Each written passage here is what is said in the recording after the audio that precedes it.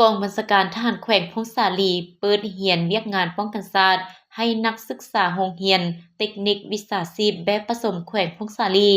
โดยอิงตามคำสั่งแนะนำของคณะกรรมการศึกษาอบรมเวียกงานป้องกันชาติขั้นศูนย์กลางฉบับเลขที่1108/กบทลงวันที่24เดือนกุมภาพันธ์ปี2022ว่าด้วยการอบรมหัดแอบเวียกงานป้องกันชาติทั่วปวงชนรอบด้าน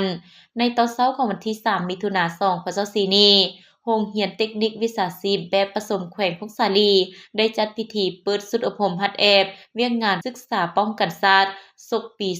2024โดยการเป็นประธานของสหายผลจัตวาเสียงเพ่งบรวงศ์เลขาคณะพรรคหัวหน้าการเมืองกองบัญชาการทหารแขวงพงษาลี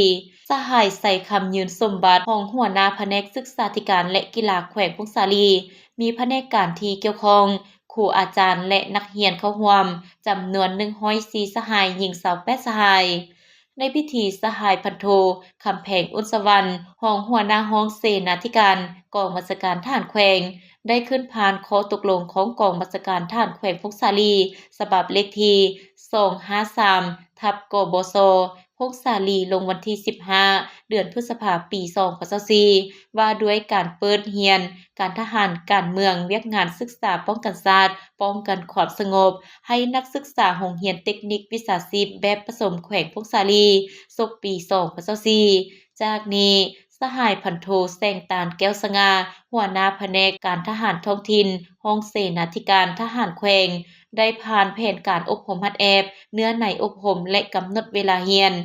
ภาคการทหาร10วันภาคการเมือง3วันกำหนดเวลาเรียนทั้งหมด13วันจึงจะสำเร็จจุดประสงค์เพื่อเฮ็ดให้นักศึกษามีความรู้พื้นฐานเกี่ยวกับเวียกงานศึกษาป้องกันชาติมีสติระวังตัวต่อกลอุบายยุทธศาสตร์ต้านการหันเปลี่ยนโดยสันติของศัตรู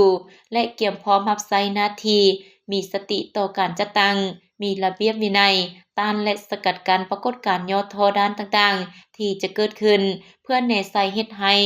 นักศึกษาสามารถอธิบายเนื้อในทฤษฎีและหลักการการศึกษาเวียกงานป้องกันชาติ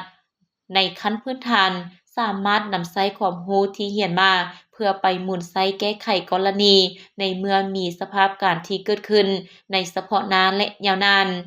ตอนท้ายของพิธีสหายผลจัตวาเสียงเพ่งบรวงศ์ประธานพิธีได้มีคำเห็นโอลม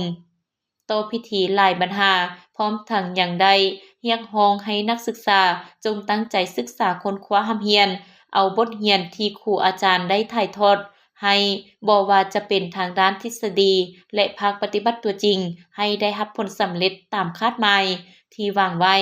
และรับประกันความสงบปลอดภัยห้อยสนห้อย